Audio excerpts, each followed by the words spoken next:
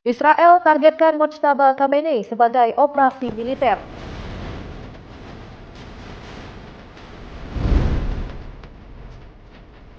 Konflik di perbatasan Pakistan dan Afghanistan kembali memanas, saling serang tembakan.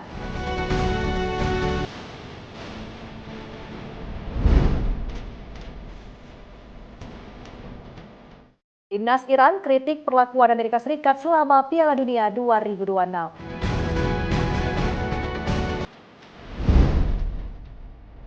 Halo pemirsa, senang sekali Mata Dunia kembali hadir menyapa Anda. Mata Dunia, program yang menyajikan berbagai informasi, berita dan isu terkini dari mancanegara. Bersama saya Restulandari, inilah Mata Dunia selengkapnya.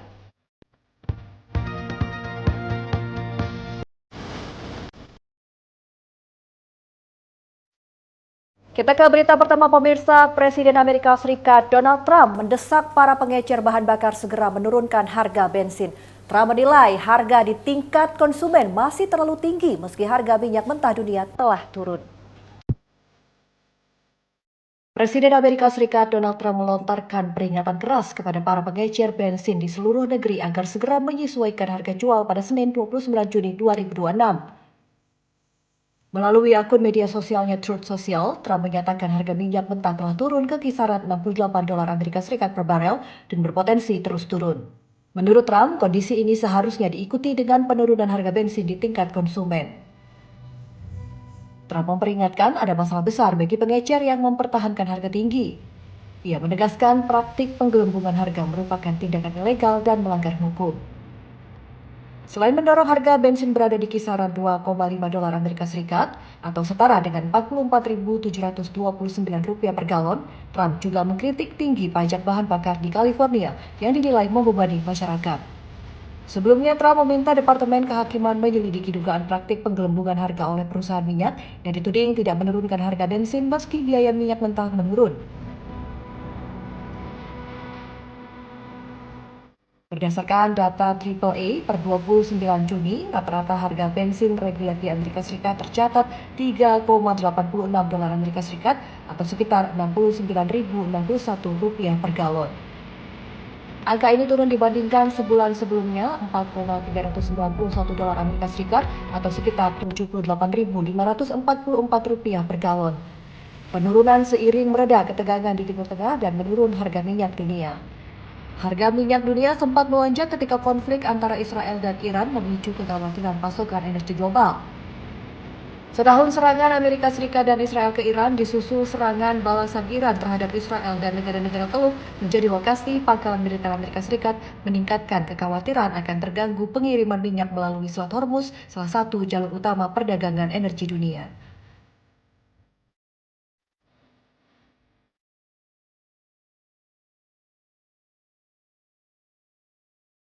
Ya, selain itu pemirsa, Presiden Amerika Serikat Donald Trump mengklaim utusan Washington dan Teheran akan bertemu di Doha, Qatar. Klaim tersebut dibantah Iran yang menegaskan belum ada agenda pembicaraan teknis.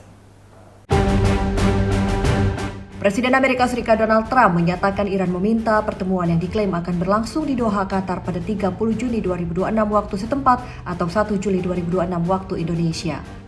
Hal ini disampaikan Trump melalui akun media sosialnya Truth Social. Menurut juru bicara Gedung Putih Caroline Leavitt, utusan khusus Amerika Serikat Steve Witkoff dan penasehat Presiden Jared Kushner dijadwalkan berangkat ke Doha mengikuti pertemuan tingkat tinggi. Pejabat dari Amerika Serikat dan Iran dijadwalkan membahas implementasi kesepakatan yang dicapai awal bulan ini. Namun, Wakil Menteri Luar Negeri Iran Kazem Garibabadi membantah rencana pembicaraan teknis dalam waktu dekat mengakhiri konflik di Timur Tengah. Hal ini menimbulkan perbedaan pernyataan antara kedua pihak. Upaya Iran mengendalikan Selat Hormuz memicu peningkatan ketegangan berulang kali. Terbaru, Komando Pusat Amerika Serikat pada Minggu 28 Juni 2026 mengatakan menyerang 10 target militer Iran atas agresi Iran yang berkelanjutan terhadap pelayaran komersial di Selat Hormuz. Iran mengatakan pihaknya membalas dengan serangan terhadap pangkalan-pangkalan Amerika Serikat di Kuwait dan Bahrain. Sebelumnya, Qatar dan Pakistan memainkan peran penting sebagai penengah dalam upaya diplomatik menjaga kesepakatan gencatan senjata dan mencegah memanas kembali konflik di Timur Tengah pada 21 Juni 2026 yang dihadiri keempat negara.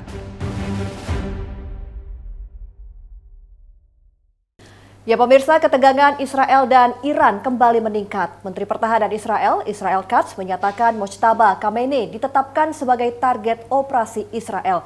Iran mengancam akan melanjutkan operasi militer jika konflik kembali memanas. Menteri Pertahanan Israel, Israel Katz, menyatakan pemimpin tertinggi Iran Mojtaba Khamenei ditetapkan sebagai target operasi Israel.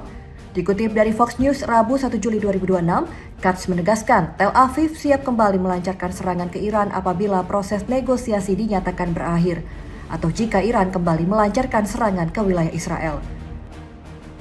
Menurut Katz, militer Israel diperintahkan menyiapkan operasi lanjutan dan akan memberikan respon cepat terhadap setiap ancaman yang datang dari pihak Iran. Katz menegaskan jika Iran menyerang maka akan ada perang ketiga. Pernyataan ini muncul saat kondisi kawasan masih tegang menyusul serangkaian konflik dan saling serang antara kedua negara. Keberadaan Mojtaba Khamenei hingga saat ini masih misterius. Sejak diangkat menjadi pemimpin tertinggi Iran menggantikan mendiang ayahnya, Ayatollah Ali Khamenei, Senin 9 Maret 2026, Mojtaba belum muncul ke publik. Mojtaba memiliki banyak berpengalaman di dunia intelijen, jarang terlihat secara publik, berbeda dengan Ali Khamenei yang kerap muncul. Pemirsa, kita beralih ke informasi lain. Konflik di perbatasan Pakistan dan Afghanistan kembali memanas. Islamabad melancarkan operasi militer yang diklaim menargetkan kelompok milisi. Pemerintah Afghanistan menyebut serangan menimbulkan banyak korban sipil.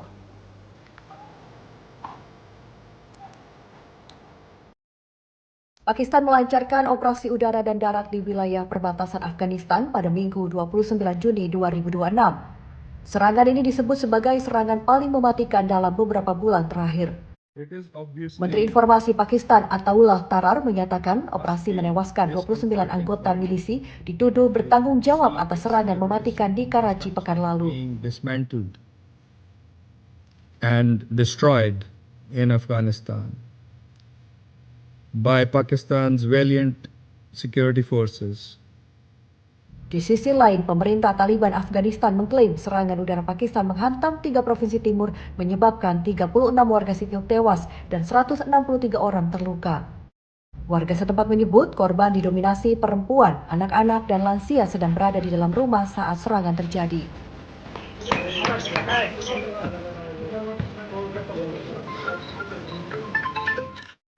Pakistan menegaskan target operasi adalah kelompok Jamaat ul Ahrar, disebut sebagai kelompok pecahan Tehrik-i-Taliban Pakistan atau TTP.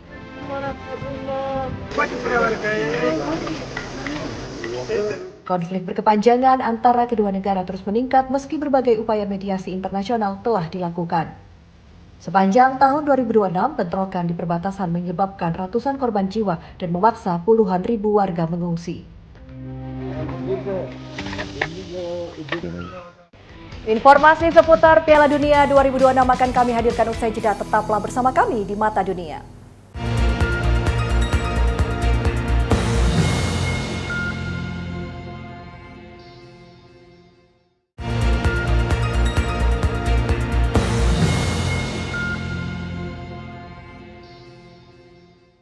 Anda kembali bersama kami pemirsa di Mata Dunia. Selanjutnya informasi seputar Piala Dunia 2026. Pemirsa, perayaan kemenangan Maroko atas Belanda di Piala Dunia 2026 berakhir ricuh. Bentrok terjadi antara ratusan pendukung dan kepolisian di kota Den Haag, Belanda setelah tim Singa Atlas memastikan tiket ke babak 16 besar. Ratusan pendukung Maroko memadati kawasan Vailantland di distrik Schilderswijk, Den Haag merayakan kemenangan tim kebanggaan mereka pada Selasa dini hari 30 Juni 2026 waktu Indonesia.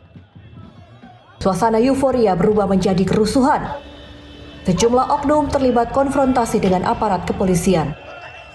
Petugas huru-hara diterjunkan setelah terjadi lempar kembang api dan batu. Petugas melakukan penangkapan, sejumlah orang berlari di jalanan dan berhadapan dengan aparat. Media lokal melaporkan sejumlah orang ditangkap atas dugaan tindak kekerasan di tempat umum. Kerusuhan terjadi setelah Maroko menyingkirkan Belanda lewat adu penalti dan memastikan langkah ke babak 16 besar. Selanjutnya, Singa Atlas akan menghadapi tuan rumah Kanada dalam laga fase gugur. Timnas Maroko berhasil menciptakan kejutan di Piala Dunia 2026. Singa Atlas menyingkirkan Belanda melalui adu penalti dan membuat para pendukung berpesta merayakan kelolosan ke babak 16 besar.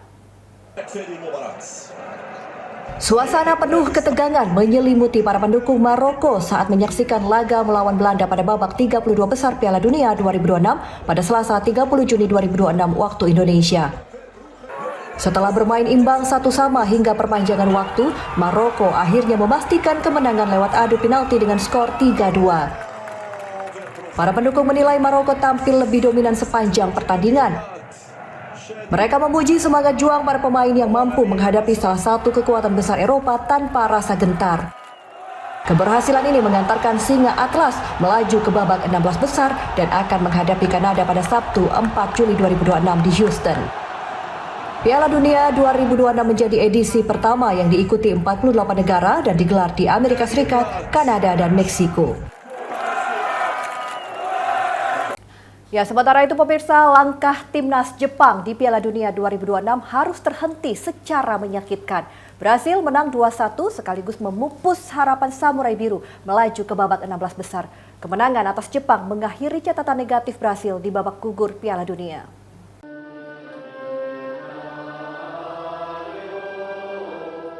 Ribuan pendukung Jepang memadati lokasi nonton bareng di Tokyo meski pertandingan dimulai pukul 2 Selasa dini hari 30 Juni 2026 waktu setempat. Mereka terus mengibarkan bendera dan memberikan dukungan penuh kepada Samurai Biru. Semangat para fans sempat memuncak saat Kaishu Sano membuka keunggulan Jepang pada menit ke-29. Gol ini membawa Jepang unggul lebih dulu atas 5 kali juara dunia, Brazil.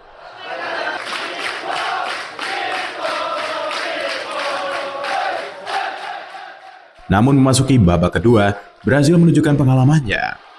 Casemiro menyamakan kedudukan pada menit ke-56 melalui sundulan sebelum Gabriel Martinelli mencetak gol penentu memastikan kemenangan 2-1. Kekalahan dramatis ini membuat banyak pendukung Jepang kecewa. Meski demikian, mereka tetap menyampaikan apresiasi atas perjuangan tim yang berhasil menembus fase gugur. Selanjutnya, Brazil akan menghadapi pemenang laga Norwegia kontra Pantai Gading pada perempat final yang dijadwalkan pada Minggu 5 Juli 2026, yang dimenangkan oleh Norwegia dengan skor akhir 2-1 pada dini hari 1 Juli 2026 waktu Indonesia.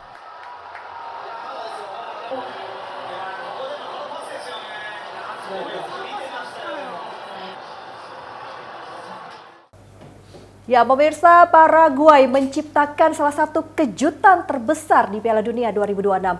Tim Albirroja menyingkirkan 4 kali juara dunia Jerman lewat adu penalti. Ribuan pendukung berpesta di jalanan Asuncion.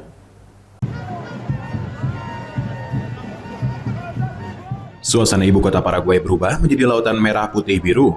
Ribuan supporter tumpah ruah ke jalanan Asuncion merayakan kemenangan bersejarah atas Jerman di babak 32 besar Piala Dunia 2026.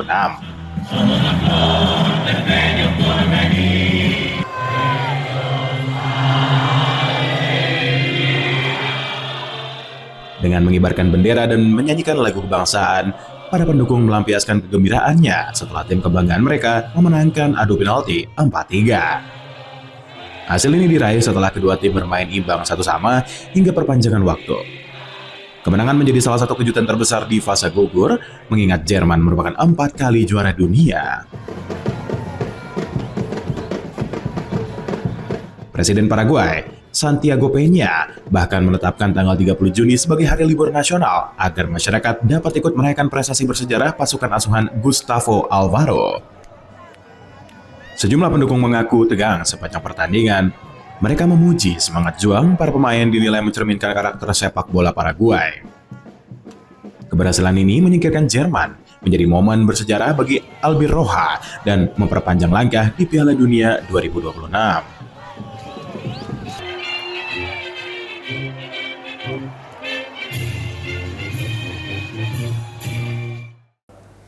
Kegagalan timnas Korea Selatan di Piala Dunia 2026 memicu gelombang kemarahan supporter.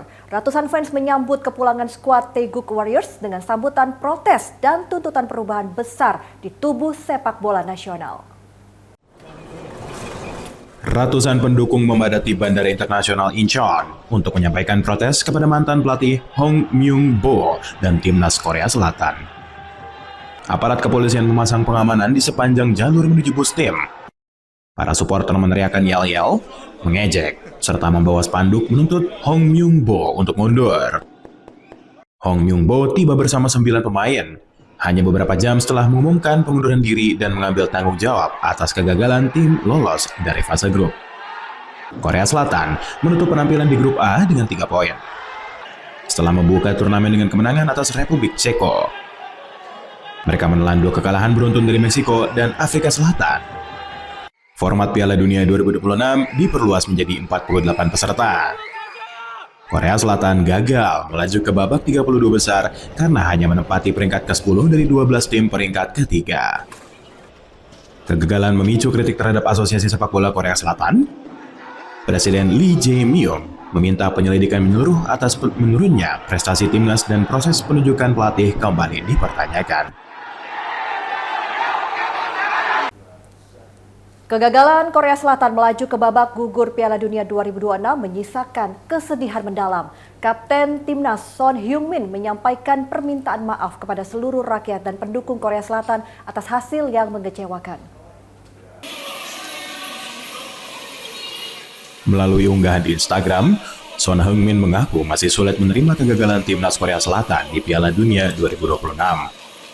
Dalam unggahan di Instagram, pada Selasa 30 Juni 2026, Son mengaku masih sulit menerima kenyataan pahit ini dan menyampaikan permintaan maaf kepada seluruh masyarakat Korea Selatan, serta para penggemar selama ini memberikan dukungan.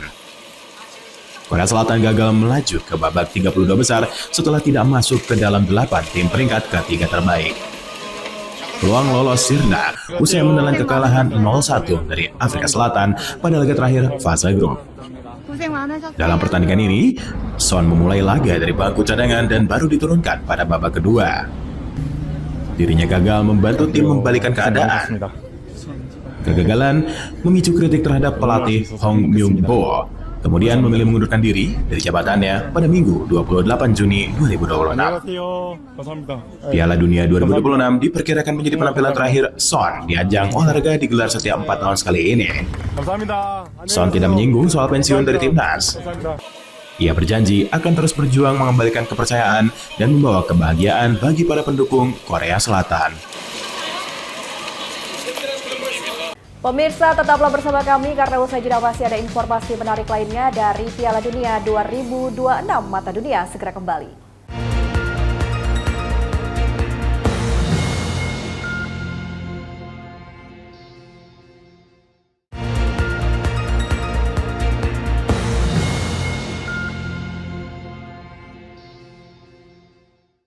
Anda kembali bersama kami di Mata Dunia pemirsa dan masih dari seputar Piala Dunia 2026. Tersingkir dari Piala Dunia 2026, Timnas Iran menyampaikan 2 pesan berbeda. Federasi Sepak Bola Iran mengkritik perlakuan Amerika Serikat selama turnamen Piala Dunia 2026. Namun di saat yang sama menyampaikan terima kasih atas sambutan hangat rakyat Meksiko. Federasi Sepak Bola Iran menilai perlakuan Amerika Serikat terhadap tim Meli tidak adil dan tidak sportif selama Piala Dunia 2026. Kritik ini muncul setelah hasil imbang Austria melawan Aljazair memastikan laga Iran terhenti di fase grup. Menurut federasi, perjalanan timnas Iran diwarnai berbagai kendala, mulai dari ketidakpastian keikutsertaan akibat konflik di Timur Tengah, hingga pembatasan masuk ke wilayah Amerika Serikat dan penolakan visa bagi sebagian staf pendukung. Timnas Iran menjadikan kota Tijuana, Meksiko sebagai markas selama turnamen. Setelah tersingkir, tim Meli mengungkapkan pesan terima kasih kepada rakyat dan pemerintah Meksiko atas keramahan yang mereka terima. Federasi menyebut, dukungan warga Meksiko membuat para pemain merasa seperti berada di rumah sendiri. Apresiasi serupa juga disampaikan pemain Alireza Jahanbakhsh. Ia mengaku terharu dengan dukungan para supporter Meksiko sepanjang turnamen. Piala Dunia tak hanya menyaksikan di dalam stadion, tetapi juga mewarnai ruang-ruang publik di New York dan New Jersey. Sebanyak 23 patung bola raksasa karya seniman dunia mengubah sudut kota menjadi galeri seni terbuka, merayakan semangat persatuan melalui sepak bola.